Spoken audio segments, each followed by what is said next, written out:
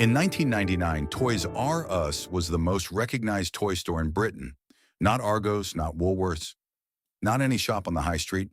Toys R Us, 100 stores, every major retail park in the country. That enormous yellow and blue sign, visible from the road before you even turned into the car park. And inside, aisles that seemed to stretch forever. Lego stacked to the ceiling, every board game ever made. Geoffrey the giraffe standing at the entrance like he'd been there forever and always would be. For 30 years, British families made it part of what Saturday meant, part of what Christmas meant. Then on a Wednesday morning in February 2018, the administrators walked in. 8 weeks later, every single door in Britain was locked. 3,000 people out of work. Not one buyer found. 30 years gone. How does a store that every British child knew by name, a store woven into 30 years of family Christmases, simply vanish in the space of 8 weeks?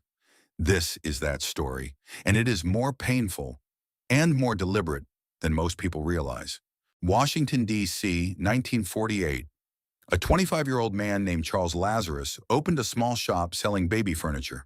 His father had repaired bicycles for a living. Charles had grown up watching people come in, spend carefully, and leave. He understood retail from the floor up. Not from a boardroom, but from a shop counter. The baby furniture sold well. Post-war America was in the middle of a boom. Soldiers home from Europe and the Pacific, young couples marrying young, children arriving fast. Every family needed a cot, a pram, a chest of drawers for small clothes. But Charles noticed something the furniture was not telling him. The parents kept coming back. Not for furniture you buy once. They came back for toys, every birthday, every Christmas, every time a child grew bored of what they already had. Toys were not a one-time purchase. Toys were a permanent need, cycling endlessly through childhood, year after year. That observation, simple, obvious in hindsight, changed everything. In 1957, Charles Lazarus opened the first dedicated toy store operating under a single roof with a single purpose. No furniture, no hardware, no clothing, just toys. Every toy he could source, stacked high, priced clearly, available to anyone who walked through the door. The name he chose was direct, unambiguous, aimed squarely at the people who mattered most. Toys R Us, written the way a child writes it. The R facing the wrong way, deliberately, as if a 7-year-old had painted the sign themselves. That backwards R was not an accident. It was a declaration. This store was not built for parents. It was built for children. Britain, 1985. Margaret Thatcher's Britain was changing shape. The out-of-town retail park, an American idea, like so many ideas arriving in Britain in the 80s, was beginning to replace the town center as the place families drove to on a Saturday. Large units, free car parks, space for trolleys, space for prams, space for a child to walk beside you without being pressed against a shop window on a narrow pavement. Toys R Us chose Brent Cross in North London for its first British store. The location was deliberate, one of the country's earliest major out-of-town retail destinations, already drawing families from across the city. The store that opened there looked like nothing Britain had seen before in the toy trade. British toy shops in 1985 were, almost without exception, small. A few shelves, a limited range. You asked the person behind the counter and they went to check the stockroom. If they had it, you were lucky. Walking into the first Brent Cross Toys R Us was something else entirely. The ceiling was high. The aisles were long. The shelves ran from floor to head height and beyond, stacked with boxes in every color. Action Man, Barbie, Scale Extric, board games and towers, jigsaws by the dozen. A dedicated section for video games that felt, in 1985, like a glimpse of the future. The selection was not just larger than anything in Britain, it was incomparably larger. It was abundance made physical, contained under one roof, available on an ordinary Saturday afternoon. Parents walked in and understood immediately. Children walked in and did not have words for what they felt. For the workers hired to staff it, there was something genuine in the experience too. This was not a corner shop. It was a serious retail operation with training, structure, and the sense that the brand behind them meant something. The blue and yellow uniform was new and slightly stiff and felt in those early weeks like belonging to something that was going to matter. Charles Lazarus had built a concept in America. In 1985, that concept landed in Britain, and it fit almost perfectly into the shape of what British family life was becoming. The car, the retail park, the Saturday with the children, the sense that spending on childhood was not indulgence, it was what a decent family did. Toys R Us had found its country. The 1990s belonged to Toys R Us, not in the way that a company dominates a market in spreadsheets and quarterly reports, in the way that a place becomes part of how a generation remembers being young, in the way that a building, a large, slightly drafty, fluorescent-lit warehouse on the edge of a retail park, becomes, to a 10-year-old, the most exciting place on earth. By the early 90s, the stores were everywhere. Lakeside in Essex, Maryhill in the West Midlands, Braehead outside Glasgow, Cribbs Causeway near Bristol. The formula never changed, and that was precisely the point. You knew what you were getting before you arrived. You knew the size of it. You knew the layout. You knew Jeffrey would be there. That consistency was not blandness. For a child, it was the deepest kind of reassurance. The Saturday morning ritual began before the car. It began on Friday evening, sometimes when a parent mentioned, casually, carefully, that tomorrow they might go. The child heard it and filed it away, and woke the next morning already dressed before anyone had asked them to be. The drive was part of it, the retail park visible from the road, the big yellow sign rising above the roof line of the surrounding units. The car park, always busier than expected, always requiring a moment of patience that felt, at 8 years old, almost unbearable. Then the walk across the tarmac, and the automatic doors sliding open, and the particular smell of the place hitting you immediately. That smell is difficult to describe to someone who didn't know it. It was not food. It was not cleaning product. It was the smell of plastic packaging and cardboard boxes and new carpet, and something underneath all of it that was simply the smell of scale, of more things in one place than you had ever seen gathered together before. The aisles were organized by world: the Lego section, the Action Man section, the Barbie section, board games along the back wall, stacked in columns from floor to ceiling, the video game section, evolving through the decade from a modest shelf of Mega Drive cartridges to a dedicated zone with display units and demo screens that drew clusters of children standing in silence, watching, transfixed. A child could move through this store and feel in each aisle that they had entered a different country. In September or October, the catalog arrived. It came through the letterbox without announcement, a thick, glossy document that landed on the doormat with a satisfying weight. Whoever found it first carried it to the kitchen table as if it were something precious, which in the economy of childhood it genuinely was. The ritual was consistent across millions of British households. The child sat down with the catalog and a pen. Red was traditional, though any color served, and began to work through it systematically. Every page considered, every item assessed. A circle meant want. A double circle meant want badly. A question mark meant uncertain, would consider alternatives. Parents watched this process and made their own private calculations. Christmas was months away. Budgets were real. The catalog was not a promise. It was a negotiation, conducted silently across a kitchen table, between what a child hoped and what a family could manage. But the catalog was also something beyond commerce. It was proof, arriving through the post every autumn, that abundance existed. That somewhere, in a warehouse on a retail park, organized into worlds by aisle, the things a child wanted were real and physical and waiting. That was not nothing. For many families, that was a great deal. Jeffrey the giraffe stood at the entrance of every store. He was tall, cheerful, and permanent, a constant in a decade of change. New consoles, new toy lines, new children cycling through childhood and out the other side. Jeffrey did not change. Jeffrey was always there. At Christmas, Jeffrey appeared in person, an actor in a full costume, standing near the entrance, available for photographs.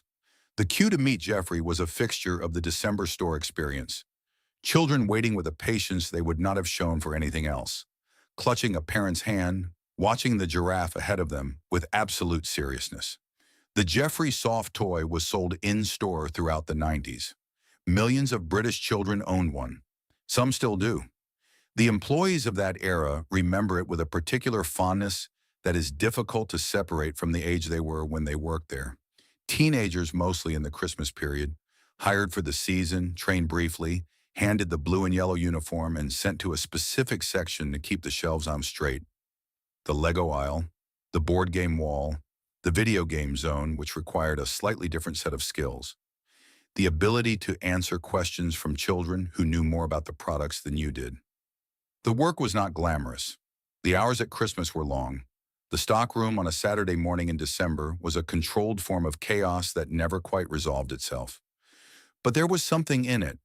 The energy of the store at full capacity, the families moving through the aisles, the children's faces, that made the work feel, at least occasionally, like it was connected to something that mattered.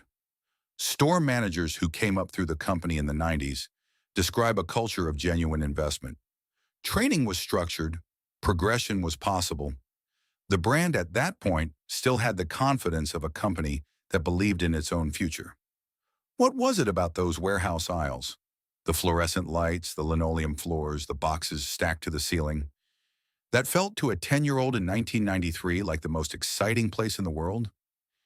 The answer probably is that it was one of the few places built entirely around the child's experience. Not a department within a larger store, not a section cordoned off with a low barrier. An entire building, an entire world. Yours for an hour on a Saturday morning, while your parents followed behind. By the mid-90s, Toys R Us was not simply a retailer. It was a shared reference point for an entire generation of British children and the parents who brought them. The store that was always there. The catalog that arrived every autumn, Jeffrey at the door. That kind of presence, reliable, consistent, woven into the rhythm of family life, takes decades to build. It would take considerably less time to destroy. The growth did not happen by accident. From the moment the Brent Cross store opened in 1985, the expansion of Toys R Us across Britain was deliberate, methodical, and built on a single insight that proved, for a decade, to be correct. British families wanted what American families already had: a destination, a store large enough to contain every toy a child could name, under one roof on one Saturday afternoon. The site selection team understood British geography in a way that still shapes the retail landscape today. They were not looking for high streets. High streets were expensive, constrained, and, in the mid-80s, beginning a long decline that nobody had yet officially announced. They were looking for retail parks, large flat plots on the edges of towns and cities, accessible by car, with room to build at scale. They found them everywhere. Through the late 80s and into the 90s, the stores opened in a rhythm that felt almost seasonal. The East Midlands, South Wales, the Northeast, the Scottish Central Belt. By the mid-90s, there were more than 80 stores operating across England, Scotland, and Wales. By peak, the number exceeded 100. Each store followed the same template. The external signage, enormous, yellow, unmissable from the approach road. The car park, always larger than it needed to be on a Tuesday, never quite large enough on a Saturday in December. The entrance wide enough to accommodate prams and trolleys and children pulling in three directions at once, and inside the familiar layout, the long aisles, the high shelves, the worlds within worlds. The format worked because nothing else in Britain matched it. The competition in the late 80s and early 90s was, by comparison, modest. Woolworths had a toy section, well-loved, genuinely useful, but a section nonetheless, occupying one corner of a store that also sold pick and mix and kitchen utensils and chart music. Argos operated from a catalog, which meant you could order almost anything but touch nothing. Independent toy shops existed in most town centers. Some excellent, some struggling, all of them small. Toys R Us offered something categorically different. Not just more toys, though it had more toys than anywhere else in Britain. It offered the experience of selection, the ability to walk the full length of an aisle, to pick up a box and read the back of it, to compare two things side by side, to change your mind 3 times before the final decision. That experience, tactile, unhurried, conducted in a space large enough that a child could move freely without being in anyone's way, was genuinely new to British retail. Manufacturers understood this. The major toy brands Lego, Mattel, Hasbro gave Toys R Us preferential terms because the volume justified them. A new product launched in Toys R Us reached a national audience immediately. The stores were, in effect, the most powerful product showcase in British toy retail. The prices families paid reflected genuine buying power on a scale no independent retailer could approach. For the people who worked in the stores, expansion meant opportunity of a kind that British retail had rarely offered so consistently. The company trained its managers internally. A teenager hired for Christmas cover in 1989 could, if they chose to stay, become a department supervisor, then an assistant manager, then a store manager within a decade. The career path was real and documented, not promised casually and quietly forgotten, but structured with assessments and progressions that people could plan their lives around.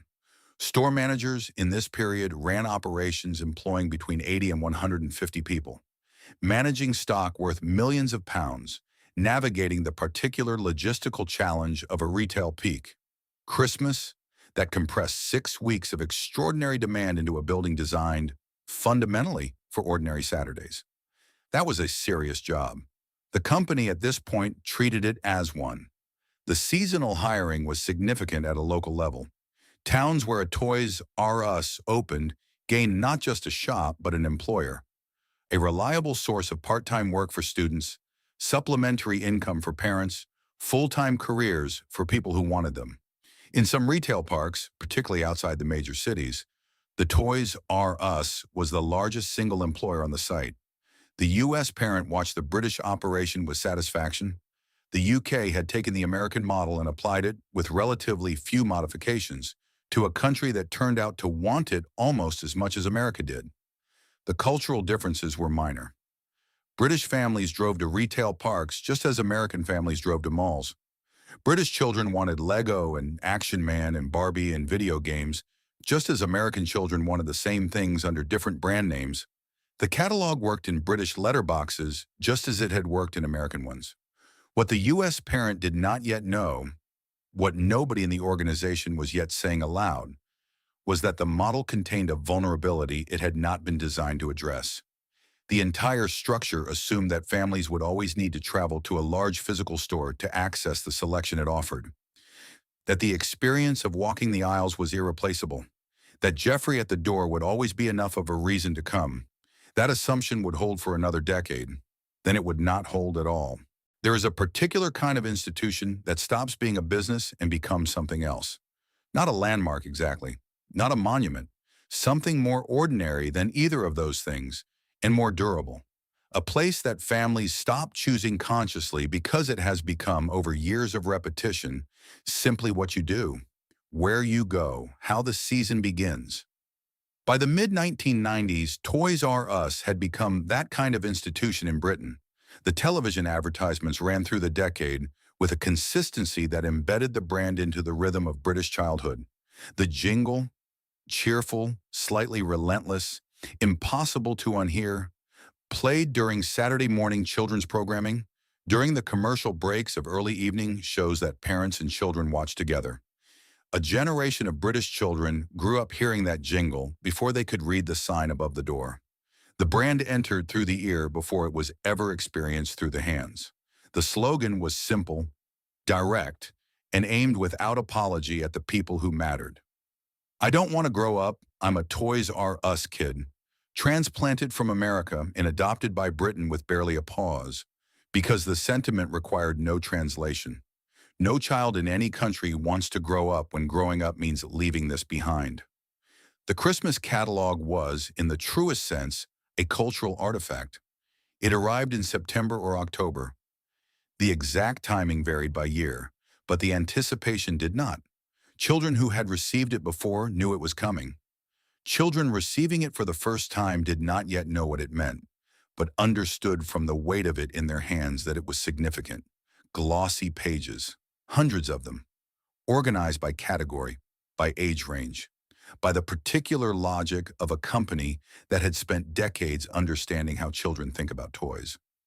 The photography was saturated and bright, toys shown in use, in context, in the hands of children who appeared to be having the best afternoon of their lives. The prices were printed clearly beneath each item. The item numbers were printed more clearly still, because the item number was what you wrote on the order form, or memorized or pointed to when you finally arrived at the store. Families used the catalog in different ways. Some children worked through it cover to cover, circling and annotating with the seriousness of professionals. Some parents used it to plan, to understand what was available, what was realistic, what might substitute for what was not. Some households held a formal process. Every child submitted a list, drawn from the catalog, ranked in order of preference. Others were more informal, the catalog functioning as a shared reference point that everyone consulted separately and discussed together. What the catalog did, regardless of how a family used it, was create a period of anticipation. Weeks, sometimes months, between the arrival of the document and the resolution of Christmas morning. That anticipation, specific, focused, held in the hands every time you returned to dog-eared pages, was not incidental to the experience. It was the experience. How many British families across 30 years made Toys R Us part of what Christmas meant? Not because anyone told them to, but because it simply became the place where the season began? The answer runs into the tens of millions. And it is not an abstraction. It is specific families, specific catalogs, specific Saturday mornings in specific car parks in specific towns across Britain. That specificity is what made the loss, when it came, so difficult to process. The generational transmission was quiet and almost unconscious. Parents who had shopped at Toys R Us as young adults in the late 80s brought their own children in the 90s. Those children, grown up, brought their children in the 2000s. The store they walked into was recognizably the same store their parents had brought them to. Updated, restocked, with different products on the shelves, but fundamentally identical in scale, in layout, in the feeling of walking through those automatic doors. That continuity was rare. British retail in the 1990s and 2000s was not short of change. High streets transformed, chains came and went. Formats that had seemed permanent disappeared. Toys R Us remained. The yellow sign, the long aisles. Jeffrey. For the grandparent taking a grandchild to Toys R Us in 2005, there was something in the experience that went beyond the purchase. A recognition. This is where we came. This is what we did. This is still here. That sense of a place persisting across generations, of a shared experience available to your children as it had been available to you, is not something any retailer can manufacture deliberately. It accumulates slowly through decades of consistency, and it is one of the most valuable things a brand can possess. It is also, as it turned out, one of the things that a leveraged buyout cannot protect. At the peak of its presence in Britain, Toys R Us was not competing for customer loyalty. It had something beyond loyalty. It had habit, it had memory, it had 30 years of Saturdays and Christmases and catalogs and Jeffrey at the door. What it did not have, what it was about to discover it had never properly built, was a future. The cracks did not appear all at once. They rarely do. What happens in a company that has been dominant for long enough is that the warning signs arrive individually, separated by months or years, each one explainable in isolation, each one absorbed and accounted for and filed away as a specific problem with a specific solution. It is only later, looking back, that the pattern becomes visible, that the individual cracks resolve themselves into a single fracture running through the entire foundation. For Toys R Us, the fracture began with a decision that seemed at the time like a sensible adaptation to a changing world. In the year 2000, Toys R Us signed an agreement with Amazon. The terms appeared favorable. Toys R Us would become the exclusive toy seller on the Amazon platform. the only place a customer visiting Amazon could buy toys. In exchange, Amazon gained a major retail partner with established supply chains and brand recognition. It seemed on paper like a reasonable arrangement between a traditional retailer and an emerging technology platform, a way for Toys R Us to participate in the internet without building the infrastructure itself. Amazon violated the agreement almost immediately. Third-party toy sellers were permitted onto the platform within months. Toys R Us was not the exclusive partner it had been promised. Competitors, smaller, more nimble, operating without the overhead of 100 large-format stores, were selling toys on Amazon alongside them, undercutting on price, competing for the same customers. Toys R Us sued. The legal process ground forward for years. In 2006, a New Jersey court ruled in their favor. The agreement had been violated. The exclusivity had been real. Amazon had broken its terms. It was a legal victory that changed absolutely nothing. By 2006, Amazon had built its toy marketplace. The third-party sellers were established. The customers had found them. The court could not undo 6 years of market development, could not return to Toys R Us the customers who had already learned to buy toys online from somewhere else. The victory was correct and irrelevant in equal measure. What the failed Amazon partnership represented was something more damaging than a lost contract. It was a lost half-decade. While the legal process consumed attention and resource, the internet was being built around Toys R Us rather than with it.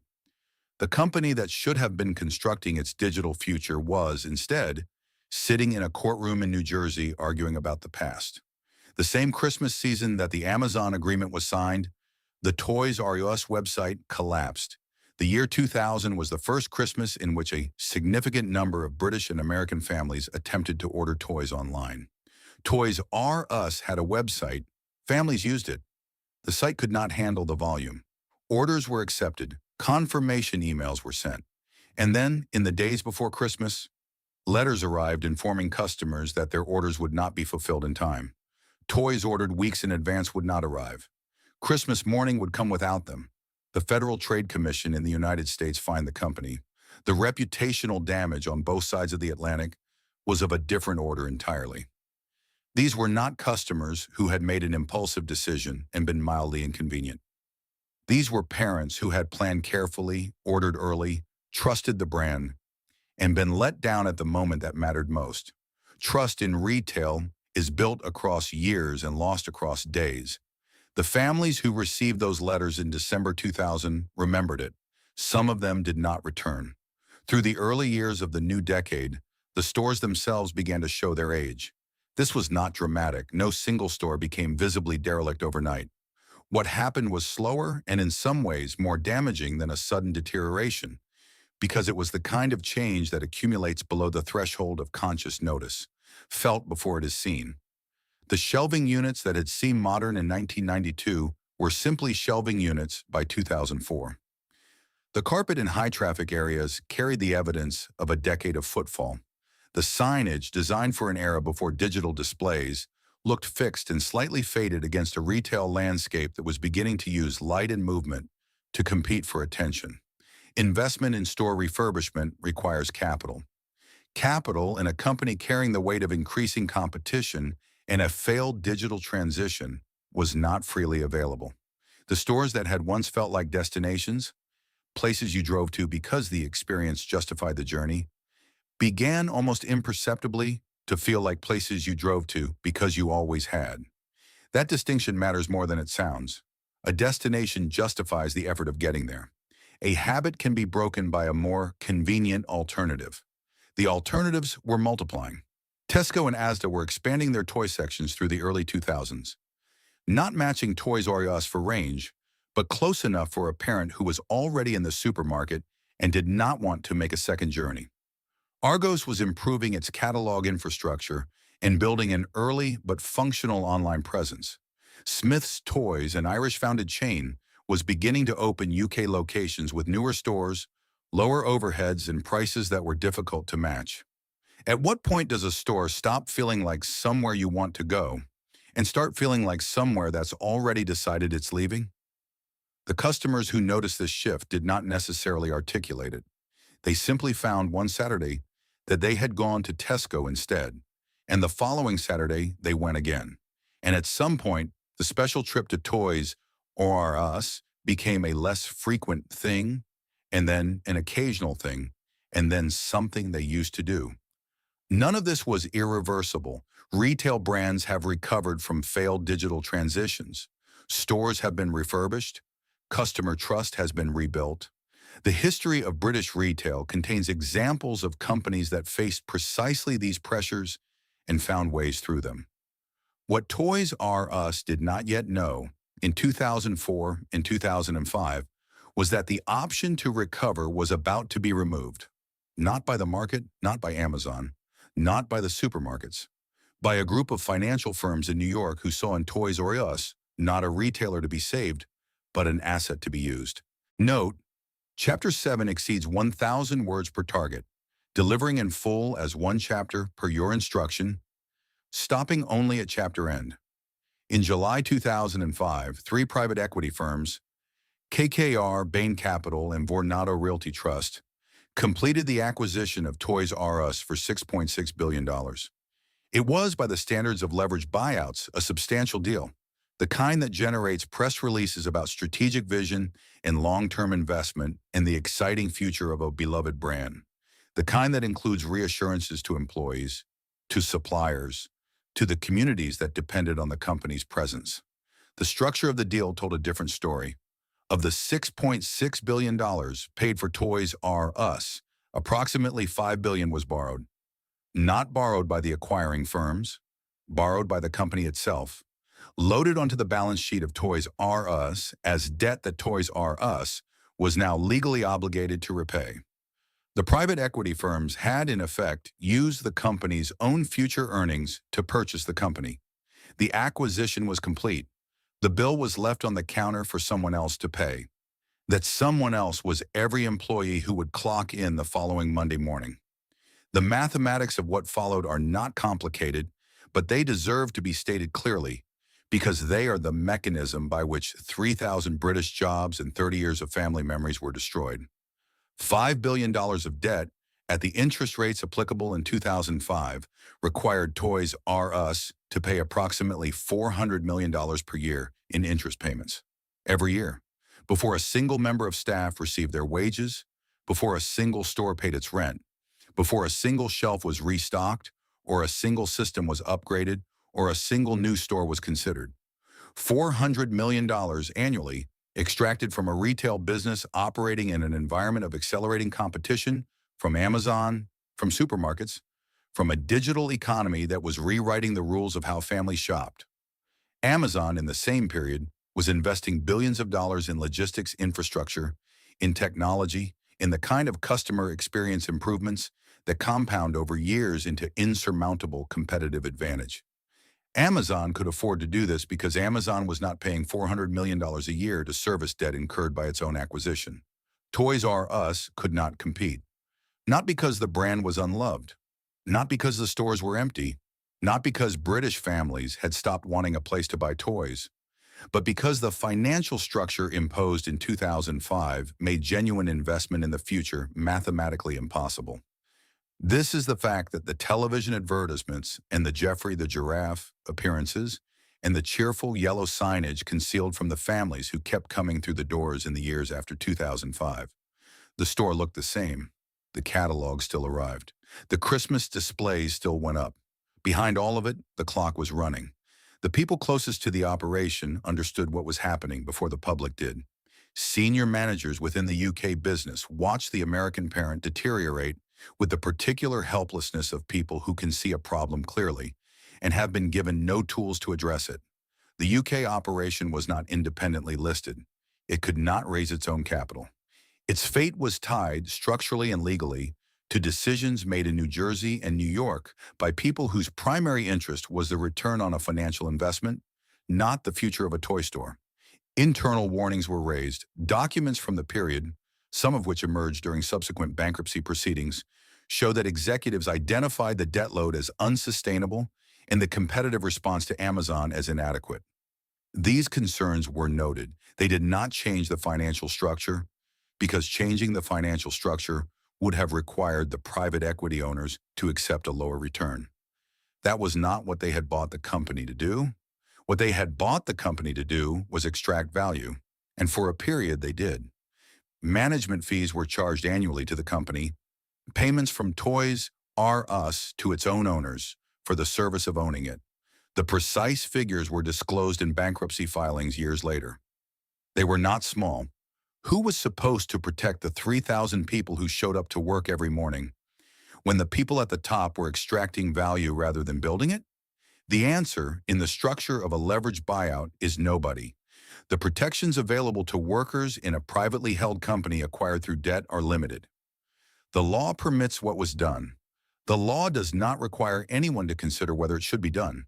In the stores, the consequences were felt before they were understood. A department manager in a Midland store noticed around 2008 and 2009 that the requests for maintenance were taking longer to be approved. Small things initially, a broken shelf bracket, a flickering light fitting, a door that stuck in cold weather. The kind of routine maintenance that any functioning retail operation addresses as a matter of course. The approvals slowed. Then some of them stopped coming entirely. The explanation, when one was given, was always some variation of the same message. Budgets were constrained, priorities were being managed. The issue had been noted. The issue had been noted. Meanwhile, the stores continued to trade. The Christmas seasons continued to come. The catalogs continued to arrive in British letterboxes, because stopping the catalog would have been visible, would have told the market something the company was not yet prepared to say publicly.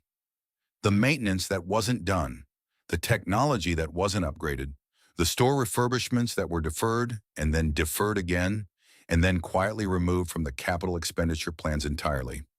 These were not accidents. They were the inevitable consequence of a balance sheet that had no room for investment. Because investment competes with interest payments, and interest payments in a leveraged buyout always win.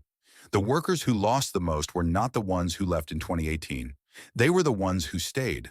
The long-service employees, 15 years, 20 years, some approaching the end of careers built entirely within a single company, who had accumulated pension entitlements, seniority, the quiet expectation that loyalty given over decades would be met with something approaching security in return. British employment law provides minimum redundancy payments calibrated to years of service and weekly salary. Those minimums are not generous. For a worker who had given 2 decades to a company, the statutory payment on closure represented, in most cases, a fraction of what had been implicitly promised by the simple act of continuing to employ them. The pension arrangements were more complicated and, for many long-service staff, more painful. The details varied by individual circumstance and the specific structure of the UK pension schemes involved. What was consistent across the testimony of former employees who spoke publicly after the closure was the sense of having been left with less than they had been led to believe they were building towards. The private equity firms had completed their investment cycle before the closure. The returns had been taken. The risk, as leveraged buyout structures are designed to ensure, had been borne by the company, which is to say by its employees, its suppliers, and the pension funds that had trusted it with the retirement savings of people who stacked shelves and managed stock rooms and drove delivery lorries and answered questions about which Lego set was appropriate for a 7-year-old. None of what happened to Toys R Us was accidental. It was the predictable outcome of a financial structure applied to a retail business in a period of unprecedented competitive disruption. The private equity firms knew what they were doing. The debt was not an oversight. The management fees were not a mistake. The failure to invest in technology and store infrastructure was not negligence. It was arithmetic. When the interest payments consume the capital budget, there is no capital budget. The families who drove to the retail park on a Saturday in 2012 and noticed vaguely that the store felt slightly tired, they were not wrong. They were observing the physical evidence of a decision made 7 years earlier in a New York boardroom by people who would never visit the store, never speak to the staff, and never be present on the day the doors finally close. That day was coming. By 2017, it was no longer a question of whether, only of when. In September 2017, Toys R Us filed for Chapter 11 bankruptcy protection in the United States.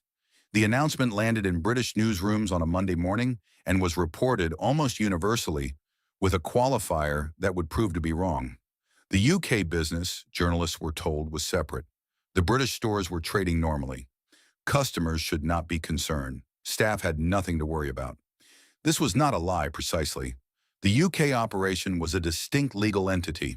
It was not filing for bankruptcy alongside its American parent. On the morning of the announcement, the British stores opened at their usual time, the staff clocked in at their usual time, and the shelves contained the usual quantity of toys. What the reassurances did not mention was that the UK business had already begun consulting with administrators, that the financial position of the British operation, examined honestly, was not separable from the collapse of the parent that had structured it, supplied it, and loaded it with the consequences of a debt it had never chosen to carry. The qualifier, UK stores are safe, was technically accurate for approximately 5 months. On the 28th of February 2018, Moorfields Advisory were appointed administrators of Toys R Us UK. The staff found out the way that people in 2018 find out about things that affect them most directly, through their phones. The announcement was made public before a significant number of store employees had been formally notified by their management. The BBC News alert arrived. The Guardian reported it. Social media carried it faster than any internal communication system could.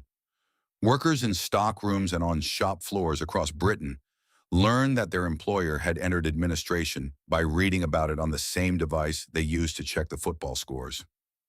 This detail, small, logistical, entirely symptomatic of how the company's final months were managed, was reported consistently by former employees in the weeks and months that followed. Not with anger particularly, with a kind of weary recognition that this was how it had been handled, that the people who had built the brand daily for years and, in some cases, decades, had been among the last to be told. A store manager in the north of England, speaking to a local newspaper shortly after the announcement, described calling her team together in the staff room before the store opened that morning. She had known for approximately 40 minutes. Most of her staff had known for approximately the same amount of time from their phones. There was not much to say that the BBC had not already said. She said it anyway, because that was her job, and because the people sitting in front of her had shown up that morning not knowing whether they still had one. Moorfields began the process that administrators are appointed to conduct. They sought a buyer. For the brand, for the store portfolio, for some combination of the two that might preserve some part of what remained. The search was conducted over several weeks, with the public knowledge that a buyer was being sought, adding a particular quality to the trading period. Customers arriving not quite sure whether the store would still be open the following Saturday. Staff arriving not quite sure whether there was any point in planning beyond the current week. No buyer came. This fact requires a moment of consideration because it is more significant than it might appear. Toys R Us was not an obscure brand. It was not a regional chain known only to the communities it served. It was a name that every adult in Britain recognized, that carried 30 years of positive association, that had been part of the childhood of a generation now raising children of their own. Its stores occupied large, well-located units in established retail parks with good transport links and reliable footfall. And not one company in Britain, not one investor, not one retail group, not one consortium made an offer that could be accepted. The brand that every British child had known by name had, by February 2018, zero commercial value to any buyer operating in the real market. The debt, the lease obligations, the pension liabilities, the cost of the technology infrastructure that had never been built. These were not problems that enthusiasm for the brand could solve. The numbers did not work. Nobody made them work. The stores would close. All of them, every one. The closing down sale began in early March.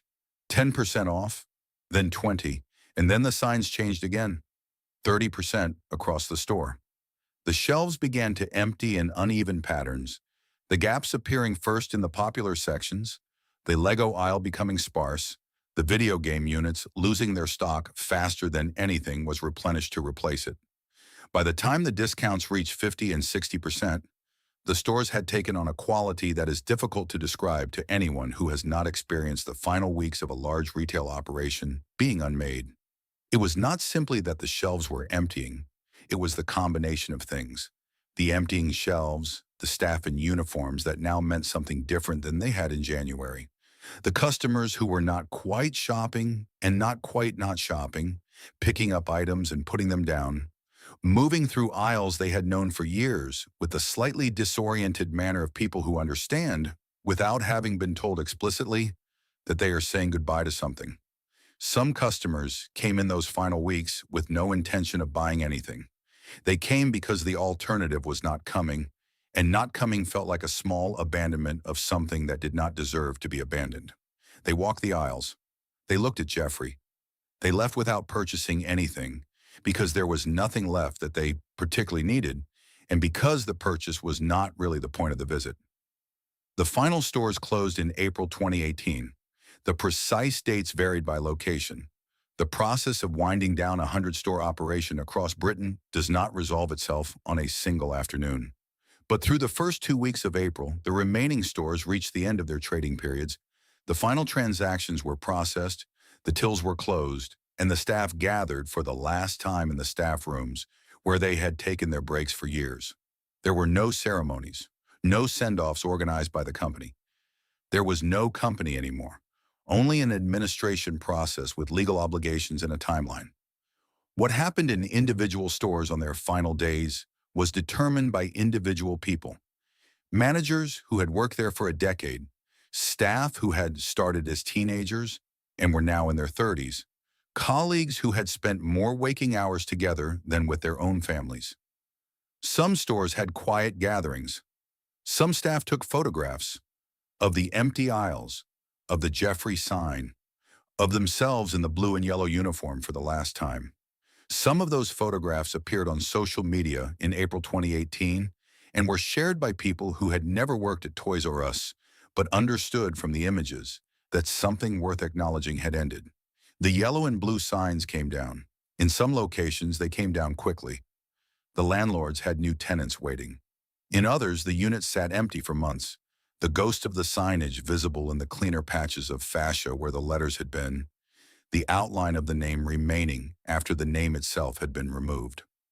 What does it mean when a place that mattered to millions of people closes, and not a single company in Britain thought it was worth saving? It means that the value of a place and its commercial value are not the same thing. That's what a store means to the families who used it, across 30 years of Saturdays and Christmases and catalogs and children growing up. None of that appears on a balance sheet. None of it is available to an administrator conducting a search for viable offers. None of it survived contact with the arithmetic of what the company had become. 3,000 people left Toys R Us in April 2018 with their statutory redundancy payments, their final pay slips, and the particular experience of having worked for a brand that had mattered, genuinely, demonstrably, to millions of British families, and watched it be rendered worthless by people who had never worked a Saturday on the shop floor in their lives.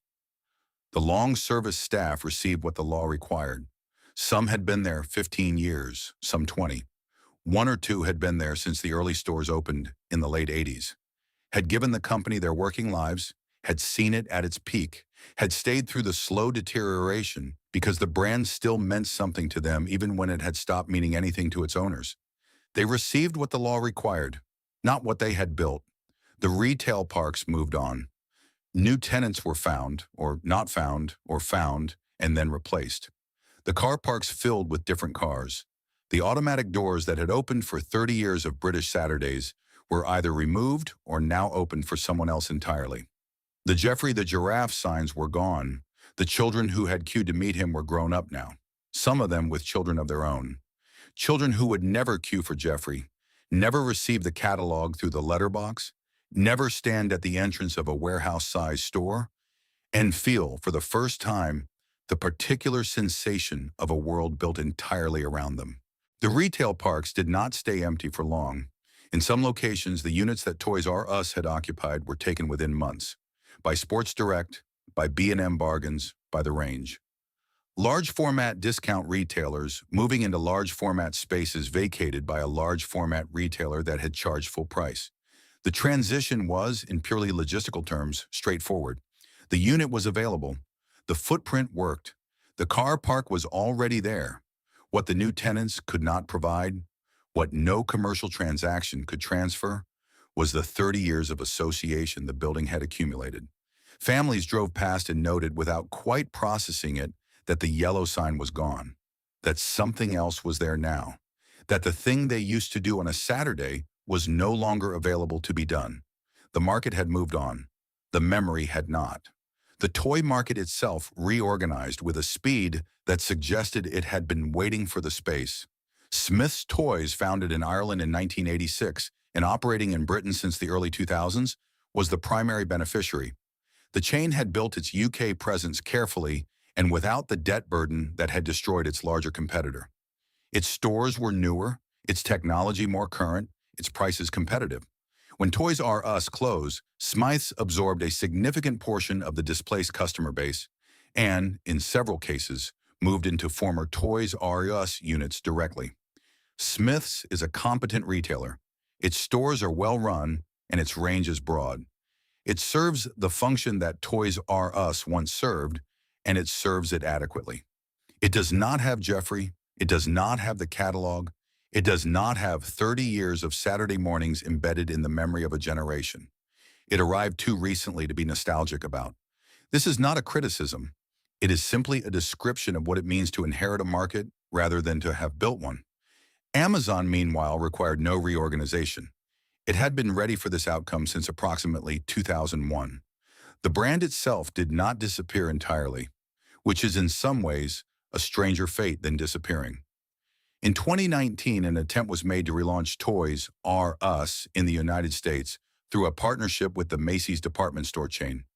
Small concession areas, operating within existing Macy's stores, carrying the Toys R Us name, and a curated selection of products. Jeffrey appeared in the marketing materials. The backwards R was restored to signage. The British press reported it. British adults of a certain age read about it with a complicated feeling that was not quite hope and not quite indifference. Something in between.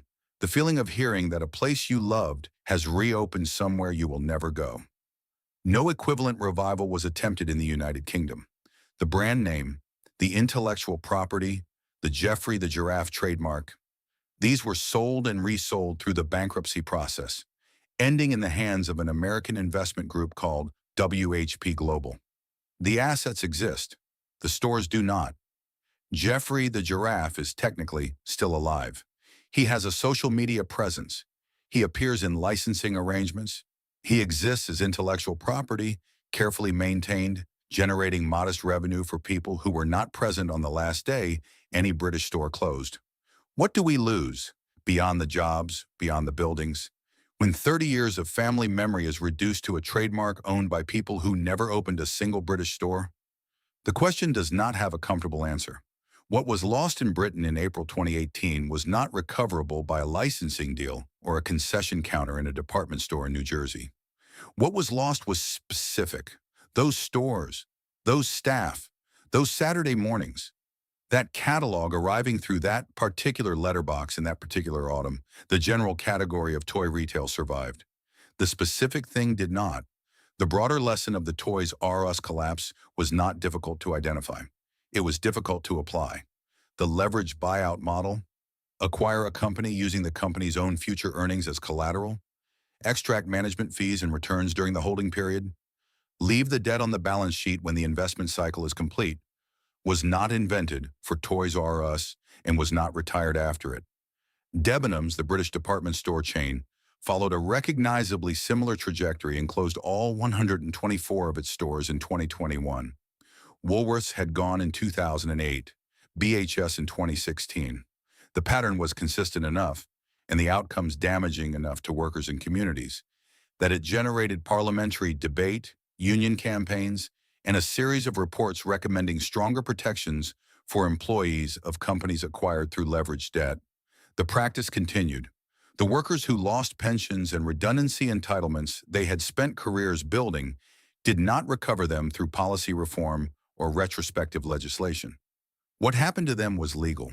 What happened to them was also, in the assessment of anyone who spent time in those staff rooms in April 2018, profoundly unjust.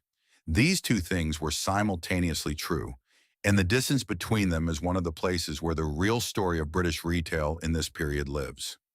The Toys R Us collapse was not the end of physical toy retail in Britain. It was not the end of the family shopping trip, or of Christmas catalogs in some form, or of children standing in front of shelves and wanting things. What it was the end of was something more specific and more difficult to name. A particular combination of scale and familiarity and history and Jeffrey at the door. A place that had been there long enough to belong to more than one generation of the same family. A store that had earned, through 30 years of Saturday mornings, the right to be called something more than a retailer. That combination does not reconstitute itself. When it is gone, it is gone. And what replaces it, however functional, however well run, is simply not the same thing. The car parks are full. The units are occupied.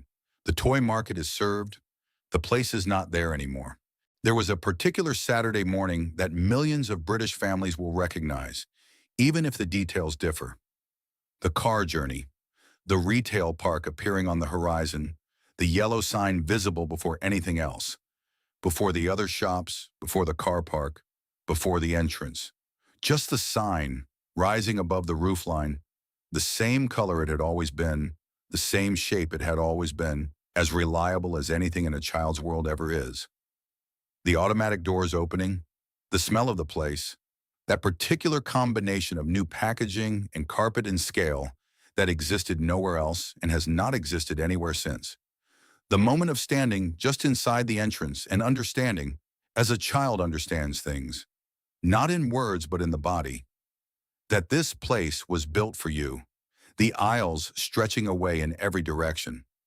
Jeffrey at the door, permanent and cheerful, exactly where he always was.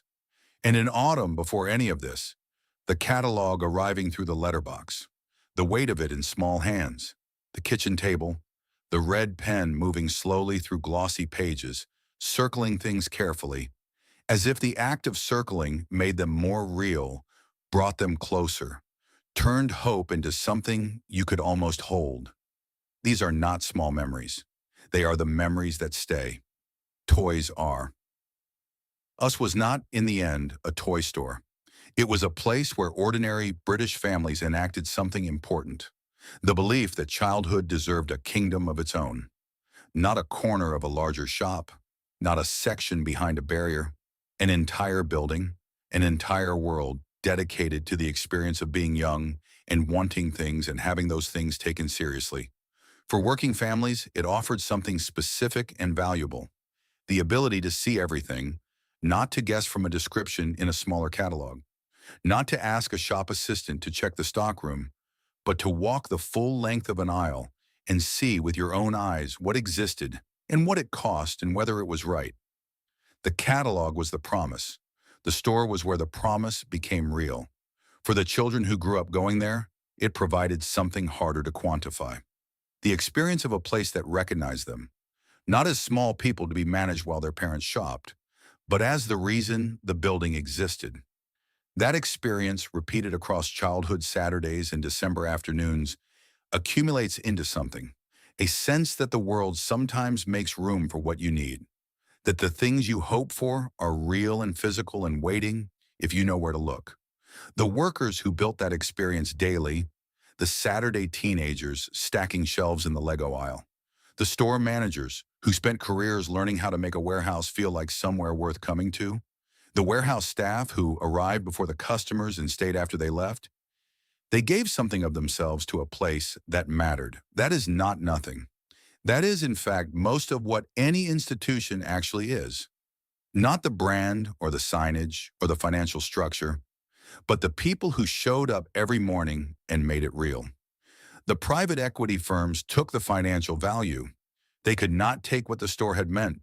That belonged to the families who had used it, and it belongs to them still, held in the specific, irreplaceable way that memories of real places are held, with the body, with the senses, with the particular accuracy of things experienced rather than merely known.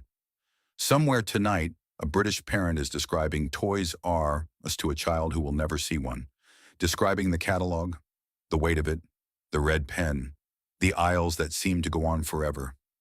Jeffrey at the door, always there, always the same, in the way that only the most permanent things are always the same.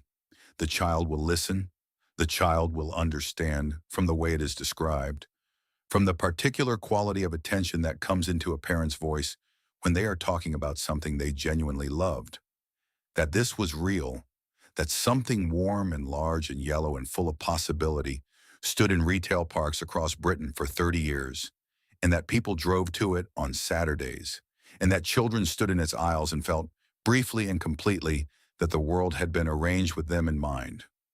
The doors are locked now, the signs are gone, the car parks are full of different cars, pointed at different shops, carrying families who never knew what used to be there or why it mattered.